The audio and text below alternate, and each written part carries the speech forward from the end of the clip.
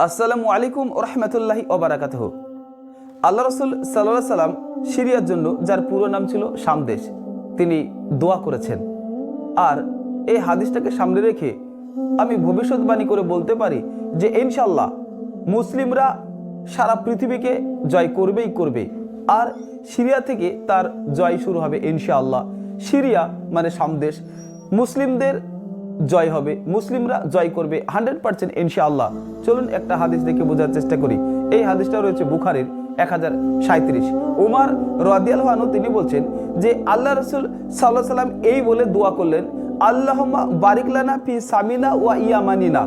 হে আল্লাহ, শামদেশকে, যার বর্তমান নাম সিরিয়া, আর ইয়ামানবাসীকে বরকত নাজিল করুন।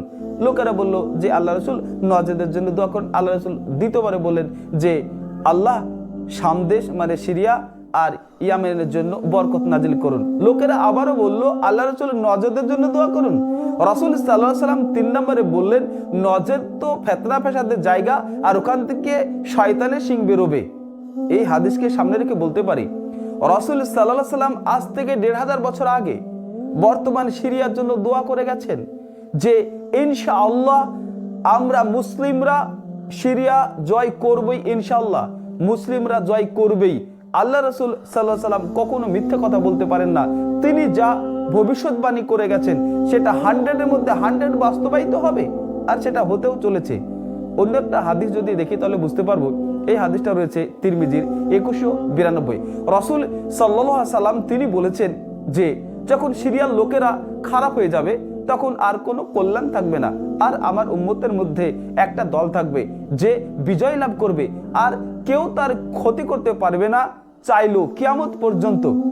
আমি এই হাদিসটাকে সামনে রেখে বলতে পারি যে ইয়ামেনে একটা দল থাকবে যে দলকে কেউ ক্ষতি করতে পারবে না, যে দল সারা পৃথিবীকে জয়লাভ করবে, যে দল সিরিয়াকে জয়লাভ করবে। হতে পারে আজকে যে দল সিরিয়াকে দখল করলো, ইনশাল্লাহ হতে পারে, আমি জানি না। হাদিসটাকে সামনে রেখে বলছি যে সেই দলই হয়তো সেই দল যে দলের কথা আল্লাহ রাসূল সাল্লাল্লাহু আলাইহি সাল্লাম বলেছেন। আমি ধারণা করে বলছি হাদিসের উপরে। অতএব পৃথিবীর কেউ আটকাতে পারবে না, পৃথিবীর কোনো অত্যাচারী শাসক সিরিয়াকে আটকাতে পারবে না।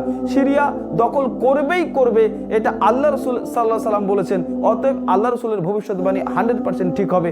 কোনো অত্যাচারী শাসক, কোনো স্বৈরাচারী শাসক সিরিয়াকে দখল করে রাখতে পারবে না। মুসলিমরা জয় করবেই করবে ইনশাআল্লাহ।